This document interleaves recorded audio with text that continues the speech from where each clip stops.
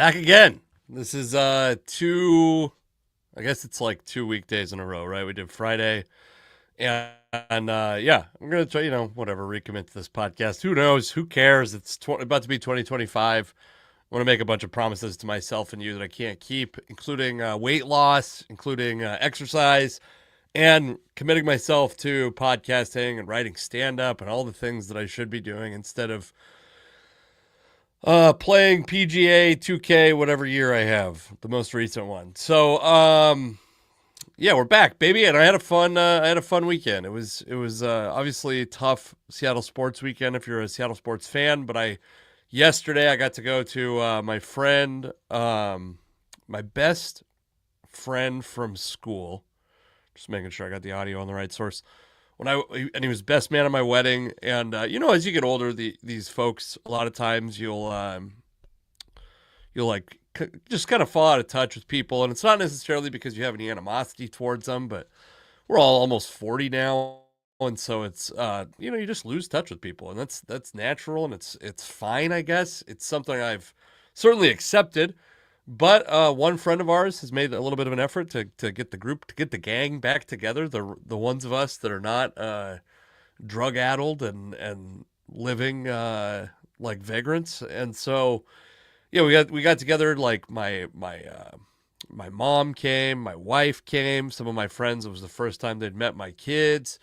First time I'd met their kids. Like really, really, really fun time. A little hungover, I will tell you that, and also negatively affected my viewing experience of the Seahawks game because one, my very generous wife drove and we consumed a fair amount of alcohol. This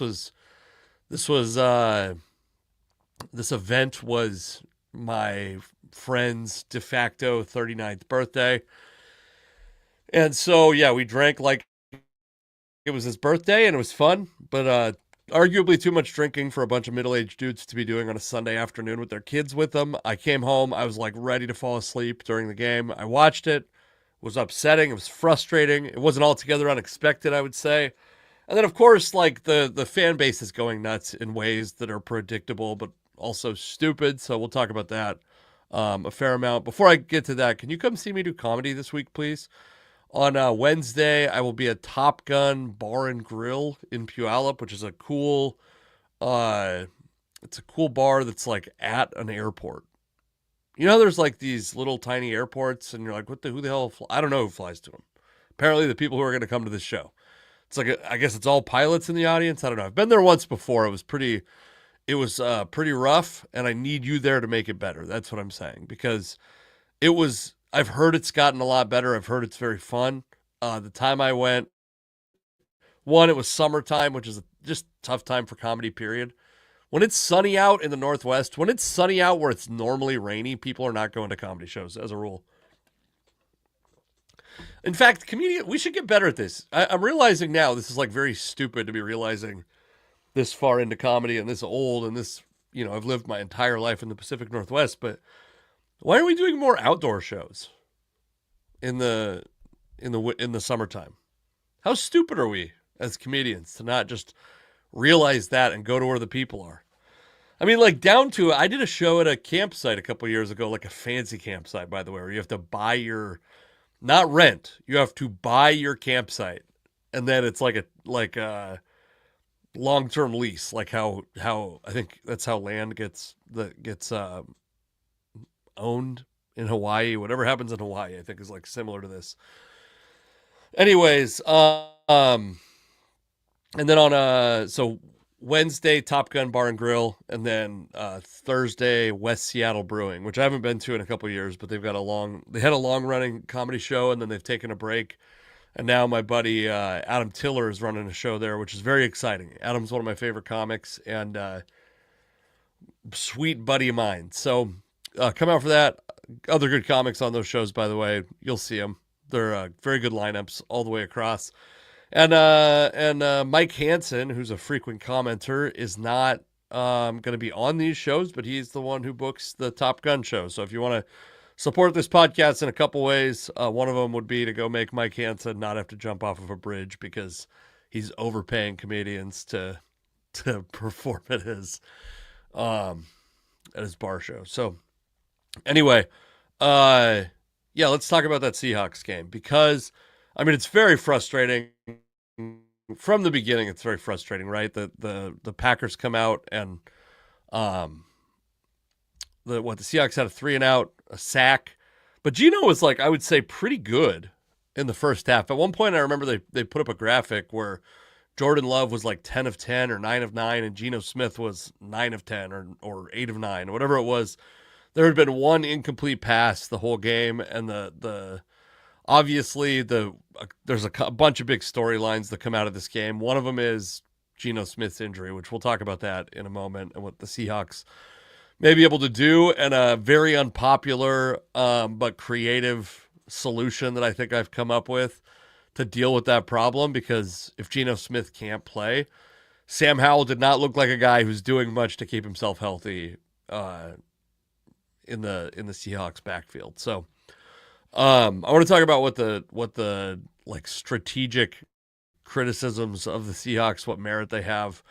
And specifically, like, I feel like there's a growing movement to fire Ryan Grubb after a season where he's basically taken this Seahawks offense and made them okay. Like, they're decent.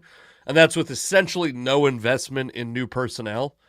And with a huge chunk of their draft capital going towards the defense. So we'll talk about that. But yeah, I guess it's what I would say is there's, like many of the Seahawks games this season, the ones they've won and lost, it's like there's periods where where the defense is just absolutely dominant, where the offense is very good. And they haven't put together. Have the Seahawks put together a full game this season? I remember thinking during the Cardinals game that maybe they had, and then you look at the final score and you're like, oh no, this was like like you have to get points on the board. It doesn't matter. The Seahawks are they're very good at gaining yards and have struggled to put the ball in the end zone consistently. Now, is that a Ryan Grubb problem? Is that a Geno Smith problem? Is there shared blame? I mean, the answer is probably that there's shared blame, right? It's not, I don't think that it's specifically either of those guys, but Geno Smith has been very frustrating because he's a guy that's like, he's hard to defend in a way because there's so much bad reputation that follows him from the early parts of his career where he was kind of a punchline. He was like, I'm trying to think of like who an example would be, because he wasn't like a first round pick that would have the same scrutiny as like Jamarcus Russell's too far. But who would he be? I mean, it would have been like, I guess, but the guys that I would think of, they had good careers, right? Like Drew Brees was a high second round pick and he had a great career. I'm trying to think of who would be a good example of a guy that just like showed a ton of promise. By the way, came into college and out of college with a high prospect pedigree. And you don't really realize this now because Geno Smith presents now in 2024 as a middle-aged man, as a guy who's like a good teammate and easy to get along with and like kind of a responsible, upstanding, wise veteran player. And you forget that his attitude led to him getting in an altercation with a teammate, and I'm not going to blame him for getting his jaw broken, but he was in an altercation where one of his teammates broke his jaw. And one of the major criticisms of Geno Smith, by the way, I feel like in my mind I might have said DK Metcalf and I've meant Geno Smith the whole time. One of the major criticisms of him coming out of college was that he would meet with these teams and he'd just be like fucking around on his phone the whole time and not really interested unless it was a team that he thought was going to draft him high. And then he ends up going through an entire round of the draft without being drafted. And you're like, yeah, that's why. Like, and you watch him play, and I got to tell you, when you watch Geno Smith stand tall in the pocket and deliver a ball downfield, he might throw one of the prettiest balls in the league. That's a reality. And that's why I think it becomes like, I think it's very easy to fall in love with the skill set, and then you start to see the numbers, and you go like, if it was just not for this one critical fuck up, he would have had a game that was rated significantly higher. The Seahawks would have won that game if it wasn't for this one critical fuck up or this one not even a critical fuck up in like an interception, which he's thrown, by the way, like too many red zone interceptions, too many interceptions, period. He's certainly a large factor in why the Seahawks struggle to put the ball in the end zone. But just like, taking a sack at a horrible time, maybe not managing time properly, like, and you go like, this dude has played, like, he's making throws that only a handful of quarterbacks in the league can make, and that's true. And that's in a league that's full of guys who are professional quarterbacks. And his arm talent might be at whatever 34 years old. Is he 34? I think Gino's 34, right? Yeah, just turned 34. At 34 years old, his arm talent's probably top 10, if not top 5 in the NFL. And then he makes these just absolute critical fuck ups. Does he have things working against him? Absolutely. Is the Seahawks offensive line bad? Absolutely. And also, like, I gotta say, like, last week, LeMaya, the new right guard, I kept seeing this, like, maybe it was YouTube content, but also like tweets and stuff, like the Seahawks found their long-term option at right guard. And it's like, yeah, kind of. I mean, maybe that was true, but it was a little early to crown him, right? I think it was after 2 starts, maybe 1 start. It's a little early to crown a guy that, like, hasn't had a whole bunch of film for other teams to scout. And he got worked in this game. And the Packers don't have a reputedly incredible defense. And I've seen a lot of criticism of Ryan Grubb for abandoning the run at different points in the game. One thing I will say about Ryan Grubb that I absolutely respect, and I will admit, like, I'm a Ryan Grubb fan, full stop. A fan. I might not be the most objective dude about Ryan Grubb. I thought he was incredible at Washington. I liked him at Washington. I love his demeanor. I love his style of offense. I think he's so innovative and in a way that can translate to the NFL. Unlike, we talked about it a while back, but like, unlike Chip Kelly, who faced these roster constraints that just made it impossible to play his up-tempo style all the time. And,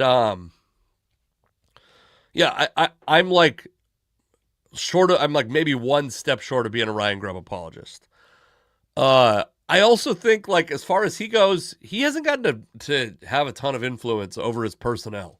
Like, the top 4 Seahawks skill position players were acquired at a time when he was not the coordinator, or top 5, I guess, if you consider Geno Smith / Noah Fant. I mean, not even that. Like Zach Charbonnet, Kenneth Walker, like, this offense has not had an overhaul that he can be blamed for. The personnel on this team is not Ryan Grubb's fault. Are there personnel limitations? Do you think there are personnel limitations? Is there a skill issue or a scheme issue when it comes to quarterbacks, running backs, receivers, offensive line play, tight ends? Because certainly they have skilled players at those pass catching positions. They have, like, Jackson Smith-Njigba's really come into his own. DK Metcalf has flashed elite, I would say. I'm not ready to crown him as an elite receiver yet. Tyler Lockett has been very good and underrated his entire career. It does feel like Tyler Lockett's career feels like it's coming to an end. Like, the production has tailed off so far, and some of that can certainly be blamed on the rise of Jackson Smith-Njigba, but some of it has got to be a dude his size, maybe losing a step, 32 years old, and he's, 42 receptions, 533 yards so far this year, which is actually, I got to tell you, that's better than I thought. It was. I'm trying to pull up that's got to be a career. So, yeah, he had, like, similar years in 2016. I mean, his first 3 years in the league were similar, but we're talking about Tyler Lockett reverting back to these, like, early career numbers where he was not the storied receiver that, caught 100 balls in 2020, 4 straight years of 1,000 yards receiving, had in a 5-year stretch from 2018 to 2022, had what is this? 45 touchdowns. You don't think of him, by the way, as a guy that's like a big red zone threat. Tyler Lockett got in the end zone a fair amount in those years. 45 touchdowns in 5 years is pretty goddamn good. Yeah, and it's over. It's probably over for Tyler Lockett. Hold on. Mike Hansen says you have to test the defense down the field with DK, take shots, get PI calls, etc. You have that weapon, use it. I actually basically agree with you, Mike Hansen. The one caveat I would give to that is like in order for deep routes to work, for like double moves and for guys to be able to get the time to go downfield, you have to protect the quarterback. And the Seahawks have not done a good job of that. Seahawks quarterbacks got sacked 7 times yesterday. Geno Smith goes down on what wasn't a sack, but Edgerrin Cooper, and I've seen some people criticize him for a dirty hit, and I think like if you watch that in real time and you didn't grow up, you didn't start your football watching journey in 2021, the Edgerrin Cooper hit to me was not like an obviously dirty hit. He didn't go full body weight into Geno's legs. Under today's rules, I think it was like obviously they brought the rules officials in. It was a borderline illegal hit. To me, it's weird that we erase intent because Geno Smith's feet were off the ground because he chose to jump to avoid the hit. The intent was there. I felt like it probably should have been penalized. And yeah, what I will say is I don't think there was any intent to injure. I gotta put my fucking everything on.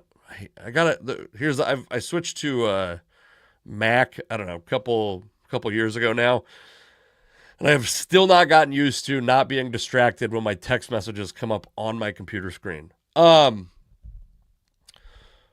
don't think that Edgerrin Cooper was trying to hurt Geno Smith, but he does get hurt. He's got, it seems like an MCL sprain, I think it is. We're going to see. My guess would be based on the way he was walking and my history with knee injuries and the fact that this is not, I don't think Geno Smith, like Russell Wilson played with a comparable injury. Russell Wilson was like the savior of this team. Half of the fan base has been dying to get, not half probably, but like a huge chunk of the fan base has wanted to see what you have in Sam Howell, which, for those of you frothing at the mouth to talk shit about Sam Howell, give me a moment. We'll get there. I don't think Geno Smith is like such a difference maker that you're like, if he's at 80% capacity, he's still the guy. He's still obviously the best option. Sam Howell might not be great. What I will say is the one bit of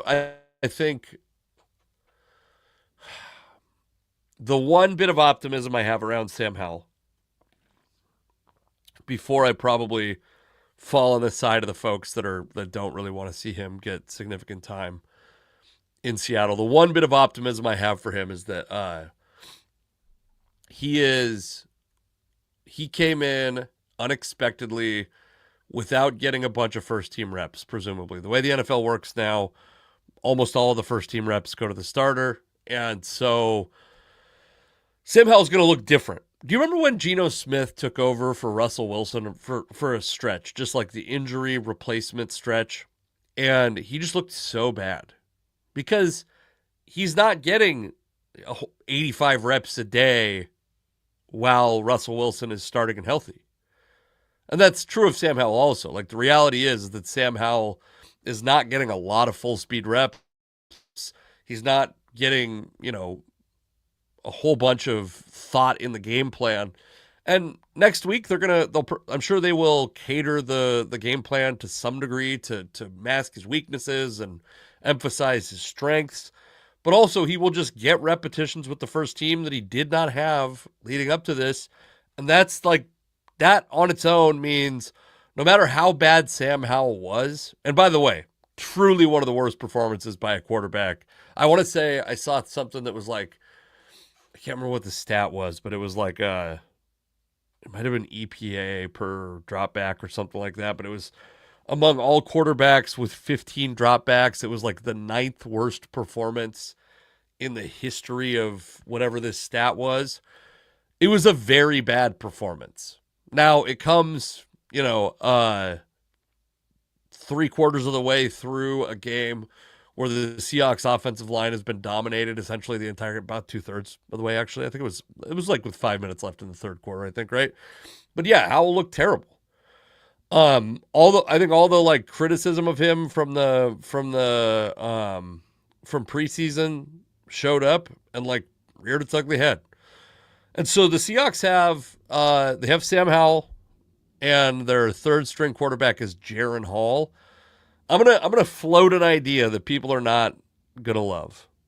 Nobody's gonna love this. If you agree with me, it's gonna be grudgingly. There's nobody that's gonna be enthusiastic about this idea that I have on a way to give yourself, if not some depth, maybe an option to hedge on Jaren Hall and Sam Howell, because it's too late in the season. You obviously can't make a trade at this point in the season, but there is this guy.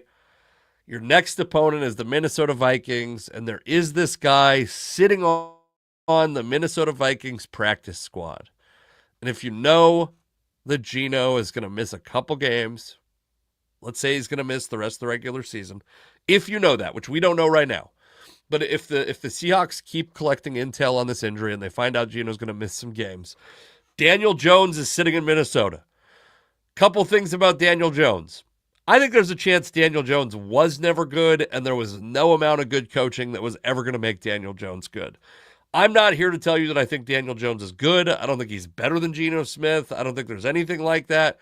I'm not going to tell you that I'm, by the way, watching as I bring up Daniel Jones, the viewership of this dropping. I'm not going to tell you that I think Daniel Jones is some elite option or some savior for this team. He's not Nick Foles coming in for Carson Wentz. He's not Trent Dilfer coming in for, was it Elvis Grbac? Was it Elvis Grbac? Was that who he replaced in Baltimore for that year? That's got to be right? We don't need to look this up. Nobody gives a shit about that season anymore. Not only is Daniel Jones whatever he is, let's say a serviceable starter or a potentially serviceable starter. I don't think you bring him in with the idea that he's the starter right away. You give Sam Howell the opportunity to keep that job. You give Jaren Hall a proportionate amount of reps to what his... And by the way, the team has already elevated Jaren Hall from the practice squad. And I will say this about Jaren Hall. Every year, pretty much, because I've become, like many of the Seahawks fans that follow the draft, I've become obsessed with this idea that the Seahawks secretly want to draft a quarterback every year, which I think I'm wrong. I'll admit to that. I think that's not true. I think they said that, and it's like a really nice thing to say. I don't think, and maybe even John Schneider meant it at the time, but you don't go this far in without drafting a quarterback, and it'd be true. But I liked Jaren Hall coming out of BYU. One thing I will say about Jaren Hall, and I want you to just imagine, don't look up Jaren Hall right now, or if you have, don't look too closely. Don't look up Daniel Jones right now. If you have, don't look too closely. In your mind, imagine the age difference on those two guys. Jaren Hall is in, I believe, his second season. And Daniel Jones is, I want to say, let's see. Let's actually look this up. So Daniel Jones made his NFL debut in 2019. Jaren Hall made his, we got to go back. We're like in the BYU years right now. He also played baseball for BYU. Did you know that? I found that kind of interesting. I don't think anyone else in the world did, but I did. Let's get back to you, Jaren Hall. So imagine Daniel Jones made his debut 2019. Jaren Hall made his debut 2023. What's the age difference on these fellas? It's about 10 months. Daniel Jones is about 10 months older than Jaren Hall. Jaren Hall went on a Mormon mission, and then he played, I think, like 5 seasons at BYU. So he played his rookie season at 25 years old. He's 26 years old. Daniel Jones is 27 years old, but there's about 10 months that separate them. I like Jaren Hall. I think that his game, especially with the kind of like coming out of the Russ years, he's a guy that's like, he's listed at 6 foot. I could go look up the combine. I bet he's not 6 foot. I don't think he's 6 feet tall. I think that he has I hesitate to say this because it's going to sound like I'm saying he's Russell Wilson. He has some comparable traits to Russell Wilson. And I thought at the time it would have been an easier transition for him to come into an offense that the Seahawks were playing at the time. He actually showed some promise, by the way, in Minnesota, and he started a game, one of the games after Kirk Cousins got hurt. He actually got 2 starts. And I remember I was watching it on Red Zone when he got concussed trying to score. And yeah, he's a gamer. He's like the kind of guy I like playing quarterback. He's the kind of guy you could absolutely fall in love with as a fan. But I don't know. I don't know what he's going to look like halfway through a season, taking over for Sam Howell as the third quarterback the Seahawks play this year. And I don't know what I'm saying throw as many opportunities at the wall as you can. Daniel Jones is not a surgical strike where you go, we can helicopter Daniel Jones in, he could parachute in and save the Seahawks. I'm saying have a rotation. I don't give a shit. It's the Seahawks have the playoff odds. Like they are in the part of the season where they really need Geno Smith, to be honest with you. This is the worst possible time they could have lost their starting quarterback. And I think it's going underappreciated. I also think people are not necessarily panicking as much as they should about what this means for the Seahawks long term. And I want to share this. New York Times odds thing because I spent a little time with it before the show. Let's see if I can just reset it quickly. Maybe I can just reload. Okay, so the New York Times has this kind of like, oh, fuck me. This is not what I'm trying to do. I want to show the scenarios that they have because I'm going to take the Rams wins off. So right now, according to this odds interface, I guess you would call it, the Seahawks have about a 24% chance to make the playoffs. I'm going to run some more simulations. This is kind of interesting thing to do, by the way. So it'll run. This is 155,000 simulations. It was at about 85, I believe. That they make it at about 24% of those simulations. Talked about it briefly last week. The way these work is there's like compounding odds based on the teams that matter to the Seahawks making the playoffs and their schedule, and then the strength of those teams and all kinds of like downstream stuff. It's relatively complex, but the concept is pretty easy, which it's just compounding probability of the Seahawks and all the teams that interact with their playoff chances winning their upcoming games, and the amount of those scenarios. When you get to a common denominator, what percentage of those scenarios do the Seahawks make the playoffs in? In this case, it's 24% of those scenarios. And so you imagine the Seahawks, because they have this week 18 matchup against the Rams, there's a fairly strong chance that game, the Seahawks will be either tied with the Rams or one game behind the Rams, but a game to play them, right? So they have a chance to make up a full game, and then you get into these tiebreaker scenarios. I'm gonna read you this will become important, the hierarchy of tiebreaking between two teams. If there's two teams, head-to-head record is number 1. So if the Seahawks win in Week 18, they're tied.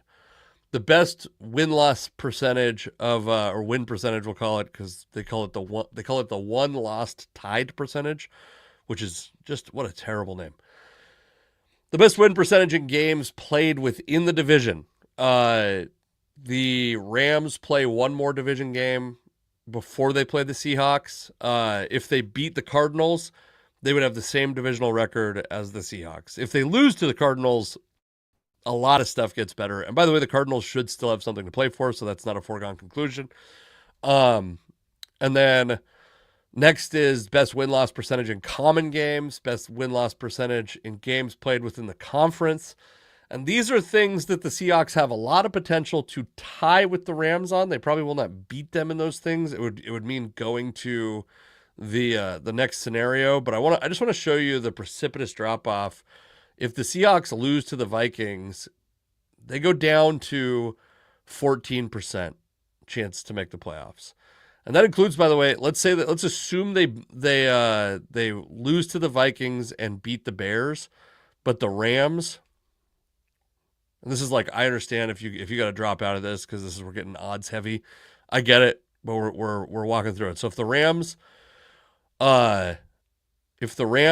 win out up until they play the Seahawks, I think in a lot of people's mind they're like, well, that just means it's like the Seahawks have to beat the Rams to make the playoffs. Well, that's not true, because if the Rams win to that game, if the Seahawks lose to the Vikings and the Rams win to that game, the Seahawks chances are 3% to make the playoffs. And that includes, like, let's say the Seahawks beat them, they still only have a 9% chance of making the playoffs. And actually, in these simulations, it dropped down to 7. On this deal here, it dropped down to 9. I'm gonna show you what happens if they beat the Vikings and lose to the Bears. Because then you start to get into a common opponents thing. Look at this on this right side of the screen. And we'll get out of this. I know this is dense and annoying and shitty and nobody cares about it, but if the Vikings win and they beat if they lose to the Vikings and beat the Bears, their common opponents, oh fuck, I guess they're the same. I guess then it goes down to like the what's the next? How far down does it go? Strength of victory.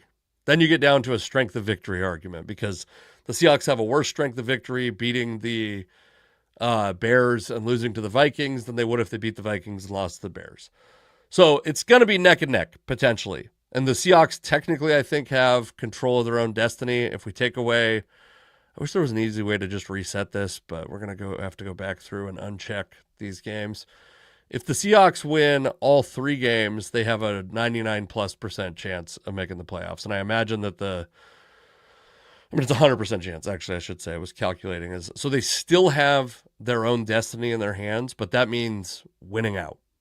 The Rams, I believe, have a technically easier schedule.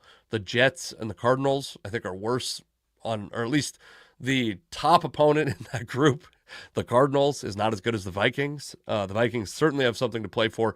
So one last thing about this scenario where you bring Daniel Jones in, which would obviously happen after tonight's game because he's on the Vikings roster right now, is theoretically you could get a little intel about the Vikings and what they're doing offensively.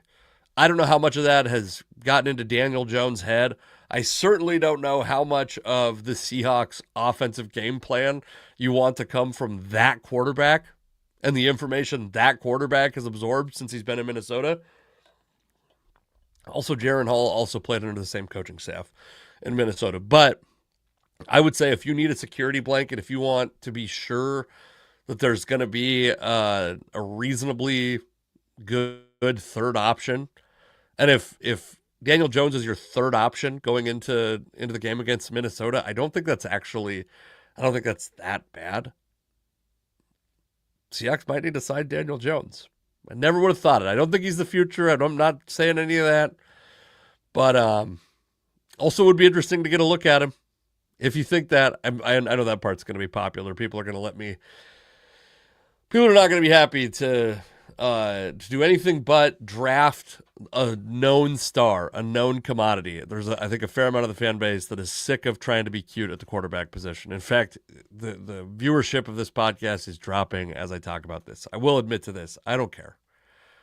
I'll talk about whatever I want to talk about. You guys can like it or not. Please comment if you would. Also, call that voicemail line, by the way. It's the number's running along the bottom. It's 5303 sports.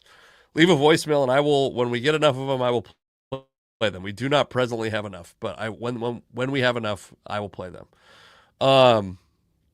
Okay, we can be done with the hot odds talk or probability talk.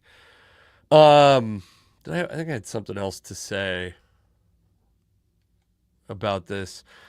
Yeah, I mean, I guess like the Ryan Grubb seems to get a lot of shit for the offense being inconsistent, and I'm not saying he never will deserve it, but it seems like there's a lot more forgiven when the defense is inconsistent.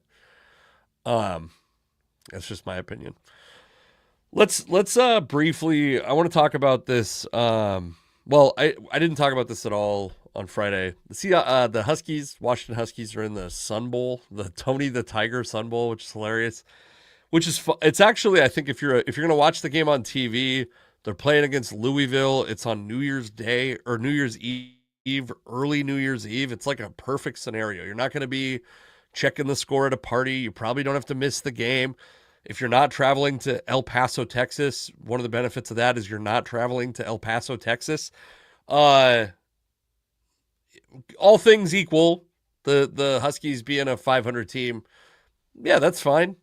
From a viewer's perspective, that's fine. That's going to be a good, challenging, entertaining game.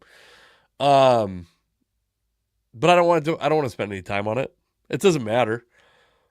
Travis Hunter won the Heisman Trophy over Ashton Jeanty, I think I called him Ashton Jeanty. And I understand why people are frustrated by it. I'd be curious if you're frustrated. I think we're just used to, I'm going to tell you why I think people are frustrated by it. We're used to offensive players winning it. And the times when a defensive player has won it, I think we all presume that it didn't come alongside a historically great offensive season by somebody. That might be true, by the way. Like, who won it? Charles Woodson? Is he I think he's the last defensive player to win it. Defensive players to win the Heisman. Yeah, Charles Woodson was the last. And then a lot of these stories are just written from before Hunter was the winner. Yeah, Woodson was an incredible player.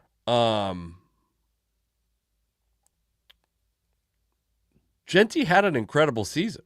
And I think if Jeanty played in the SEC or he played in the Big Ten, there's a pretty good chance that he would have won. The reality is he played in the Mountain West.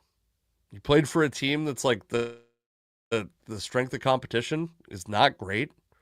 A team that's in the playoff, by the way, and he had a huge role in that. It is kind of interesting to me. The first year I remember this being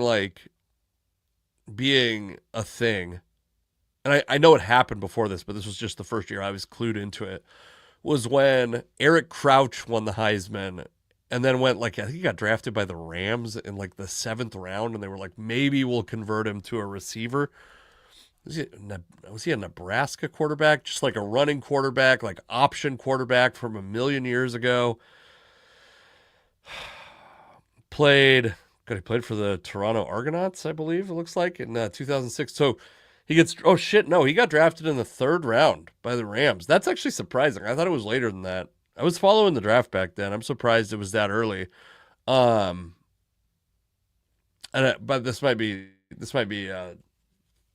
playing my hand on what I'm going to get into here. I think Hunter deserved it just fine. It's incredible what he's doing. Jeanty would have been fine too. I'd have been happy with either guy winning it. To me, both guys had just historically amazing seasons. Hunter's doing something nobody's ever done before. It's hard to argue that Hunter isn't the best college football player this year, even though Jeanty's putting up gaudy numbers on one side. It's just unprecedented to play at this high of a level, this many downs on a team that's not a contender, but a legitimate FBS team. Unheard of. Absolutely incredible. Jeanty similar. Jeanty is might break Barry Sanders' record. College doesn't care about the regular season, right? How many Barry Sanders won it or set the record in what year? Let's see. Barry Sanders college reference. Also, there's a Barry Sanders documentary. Tell me if it's good. It's on. I have it saved on whatever service it's on. I think I have it saved on my Amazon Prime homepage to watch. Yeah, so 1988. By the way, the year before that, Barry Sanders rushes for 603 yards and then runs for 2,628 yards, 37 touchdowns in 11 games. 344 carries in 11 games. That's an average of over 30 yards a carry, of over 3 touchdowns sorry, Jesus Christ. Over 30 carries a game, over 7 yards a carry, over 3 touchdowns a game. Also caught the balls. Also caught the ball 19 times if he didn't have enough touches. Yeah, Barry Sanders was incredible. Ashton Jeanty's already played more games than that, right? Has he played 13 games? Let's get your Ashton Jeanty has played 13 games. By the way, already has 344 carries, 2,497 yards, 29 touchdowns, 7.3 yards per attempt. All those numbers could go down. All those Barry Sanders numbers could go down if Boise State stays in long enough. It'll be interesting to see. Absolutely a historic season. And for his part, by the way, Jeanty, 20 receptions and a touchdown there. Absolutely incredible historic season. What I will say about both these guys, what I will say is I'm a Seahawks fan, but if I'm a fan of any team, I'm scared shitless of drafting either of these guys. Travis Hunter to me seems like a guy who's just going to be a hard fit. And I consume a lot of draft content, and the idea is basically like the only way he can really do it is to be a full-time defensive player and a guy who has some packages. So like not unlike what Deion Sanders had when he played cornerback and then would come in on an occasional offensive package. So maybe like in Deion's case, it was like probably 40 downs a year or less would be my guess on how many offensive plays he played. I could probably look this up, but I don't want to in this moment. I think the expectation is that Hunter's going to play, but the idea is like you can't really be a 40 downs a year cornerback. Like that doesn't really work because you probably can't get into the rhythm of being a cornerback in that amount of time. You can't learn what an NFL receiver is like. Like running away from someone when you're as athletic as Travis Hunter is probably actually easier to do without training, without constant coaching than trying to cover someone. And to go like Travis Hunter is going to be expected when he gets in on offense to make big dynamic plays. And you just don't have control over that as a defensive player. So the idea that I've seen floated is that he'll be a full-time cornerback and then maybe play 15, 20 downs a game on offense. And to me, if that guy, Travis Hunter is going to be in the conversation for number 1 overall. And I think there's a really good argument that he's the most intriguing, maybe the best player in this draft. Certainly the most interesting prospect. We're going to talk about him nonstop. I would be terrified if I was a team drafting first overall. I don't think there's been a corner drafted first overall since like leather helmet days. I just don't think it's a position you draft that high. And it's not that, you draft guys in the first round, certainly. I don't think there's been a receiver drafted first overall I have to imagine that the Lions flirted with it when they drafted, Charles Rogers, Roy Williams, one other guy, and then it was like a couple years later they drafted Calvin Johnson, but I don't think any of those guys were the number 1 overall pick. Like I'd be wary of like, it's not that I think he's bad at either, but is he good enough at 1? I think that's the question. If you're going to draft Travis Hunter first overall, he has to be good enough at one of those things to warrant the first overall pick from my perspective, because I think there's a non-zero chance, and I'm saying like non-zero meaning like 60%, that within a couple of years, like by the time he signs his second contract, he's a one-way player that's playing less than, and I think it's probably a corner, by the way. Well, I guess it could be either direction, but I think if he's playing at all both ways in the future, he's a full-time corner that plays. There's like a 60% chance that he's playing like the 40 downs a year or whatever that I would guess is about the peak that Deion Sanders played on offense. And that's like, I just don't know if that's worth it. And Jeanty I'm scared of because just first round running backs, period. And a guy that's got in 3 college seasons, has 720 carries and counting. That is a lot of mileage on a guy.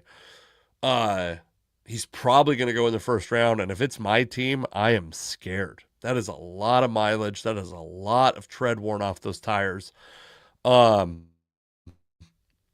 guys, like, great college players. I'm not saying they are going to be Eric Crouch, but Eric Crouch was the first guy where I was like, this guy is a tremendous college player, and the pro game is so much different that it's like obvious to not just me or not just some dumbass with at the time, like I don't know what you could have had, like a column. There was probably not even blogs. I mean, I guess it was the early 2000s, like the first days of blogs. Some dumbass. This is like the entire NFL waited 3 rounds to draft this guy. What did Eric Crouch do at the combine? There's also a comedian that she doesn't live here anymore, but that was in the Seattle area named Erin Crouch, who did not know that I secretly thought she was a Heisman Trophy winner for many years. I don't know where she lives now. Eric Crouch, do we get some combine stats from him? 5 foot 11 inches and 7/8 tall, 195 pounds, 4.47 speed. What's that vertical? 36-inch vertical. So a great athlete. Got drafted as a receiver, still wanted to play quarterback, went to the CFL, had limited success there. And what? Now he was a special teams and runnings back coach at Midland University from 2018 to 2021. And then what is he doing now? Oh, he works for a medical device manufacturer and a TV studio analyst in Omaha. Yeah. Anyways, point is, I'd be scared of either of those guys on my team. I wish there was more news to talk about with the Mariners, by the way. My friend one of my friends who we met up with, we reunited. It was very fun, by the way. The friend whose birthday it was, his dad was an assistant baseball coach, like all throughout. I played on this, the city I came from, Fife, Washington, not super exciting, but it's like middle class, like working class town, right? So we had our high school team played Little League baseball, and we would just like fucking destroy Little League teams because we were so old to be playing Little League and not like Sandy Koufax or Babe Ruth or something like that. But just like we didn't really have, it wasn't like a thing. I mean, it was a thing. We knew it existed, but we all just, I don't know why. We just kept all of our second team. We just played the same guys, just played like we called it Little League seniors. And it was mostly guys who were not able to make their high school baseball team that still wanted to play baseball. And then it was like my junior varsity and varsity team players on these teams. We played together for like 10 years or something like that. And he was the assistant coach on the Little League side for a big chunk of the time. So it was fun to relive and talk about the old days. But yeah, one of those guys who was not the guy I'm talking about now was not on the baseball team. He is a big Red Sox fan, and he's like, "What do you think the Mariners are going to trade Castillo to the Red Sox?" And I think doesn't it feel like that's over? Doesn't it feel like it would have happened?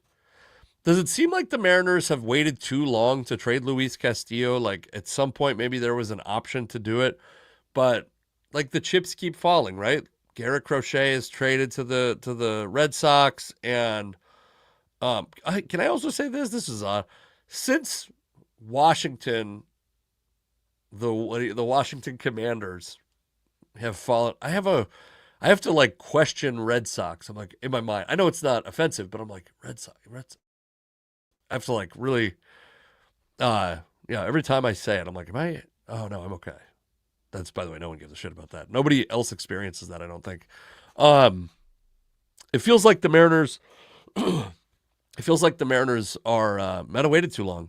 Not that they're stuck with Castillo. I mean, he's the kind of guy that certainly would fetch a big deal at the deadline. But their insistence on trading him for big league talent and maybe not being, I don't know if they were open or not open to a 3-way trade, 3-team trade. That seems to make sense to me. Like, find a destination he's willing to go to, and then have that destination trade some prospects to a team that's willing to give you a big leaguer?